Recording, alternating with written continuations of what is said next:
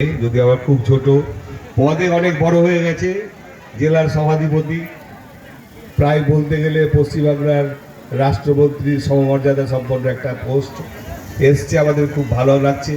আমরা আমুয়া পঞ্চগ্রাম কালী মন্দির কমিটি ওনাকে আন্তরিকভাবে অভিনন্দন জানাচ্ছি। তারই সাথে সাথে জেলা পরিষদের অধ্যক্ষা হিসাবে ওনার কাছে আবেদন একটা করব যে এই মন্দিরে একটা বাউন্ডারি ওয়াল বা স্ট্রিট বড় লাইট যদি উনি আমাদেরকে সাহায্য করেন আগামী দিনে, তবে আমরা খুবই উপকৃত হব। এবং আমরা কমিটির পক্ষ থেকে ওনার কাছে আবেদন জানাবো যে উনি যেন আন্তরিক প্রচেষ্টা করেন।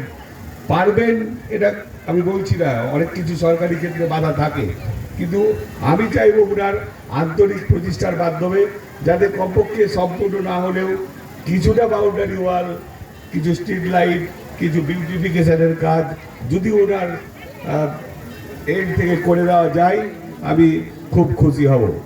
ইতিমধ্যে দেখতে পাচ্ছি আমাদের এলাকার বিধায়ক মাননীয় এমানি বিশ্বাস সাহেব চলে এসছেন। ওনাকে মঞ্চে আসার জন্য আমি সার্বিকভাবে অনুরোধ করছি।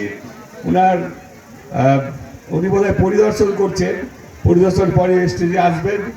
আর এর সাথে সাথে আমি সভাধিপতি মহাশয়াকে আন্তরিকভাবে আমার ব্যক্তিগত এবং মন্দির কমিটির পক্ষ থেকে শুভেচ্ছা জানাচ্ছি এবং কৃতজ্ঞতা প্রকাশ করছি আজকে এখানে আসার জন্য। ধন্যবাদ।